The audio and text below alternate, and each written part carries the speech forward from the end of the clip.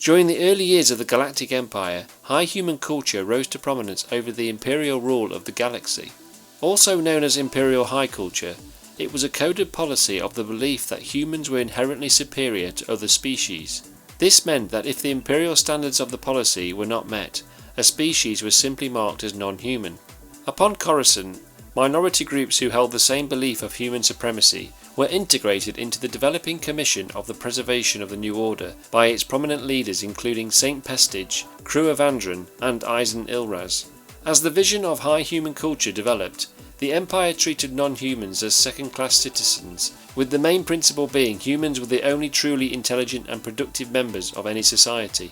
This belief was based upon the Old Republic's leadership, which had been almost exclusively human, with many of the most prosperous and advanced worlds of the galaxy also under human control. During these early years, the Empire reversed laws from the Republic era and thus passed new acts to legally make non-humans second-class citizens and reintroduce slavery, and only humans were allowed to produce books, holovids and operas. Human culture was enabled to flourish as opposed to non-humans whose quality of life suffered greatly under the rule of the Empire's New Order. Discouraged from government matters and joining the Imperial military, humans were promoted to the title of Moff to replace any previous non-human governors. Only a few non-humans such as Grand Admiral Thrawn and Grand Moff Hissa were promoted to lofty Imperial positions. The roots of this policy stem back to general Imperial and former Republic attitudes to non-humans, and upon Palpatine's reorganization of the Galactic Empire, he endorsed the policy on the basis that he saw it useful for ensuring a tighter grip on the Empire.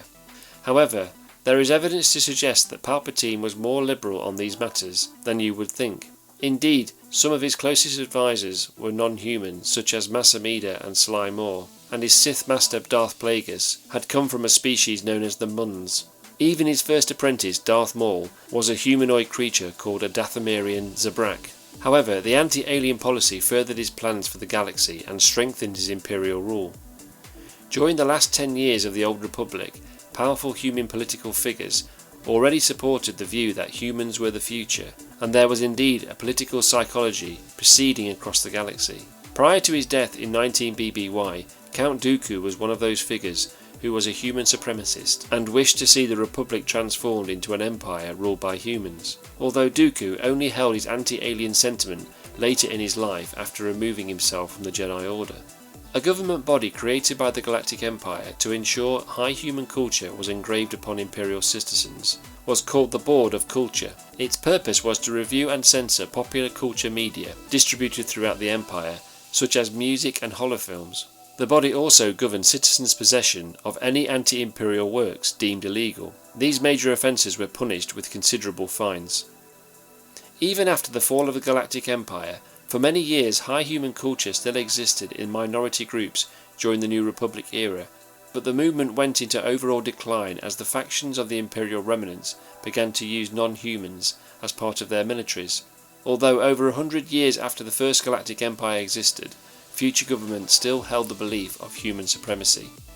Don't forget to like, comment and subscribe to the Galactic Empire Star Wars channel for more Imperial videos.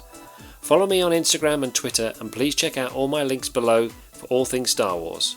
Thank you for watching, long live the Empire, and as always, may the Force be with you.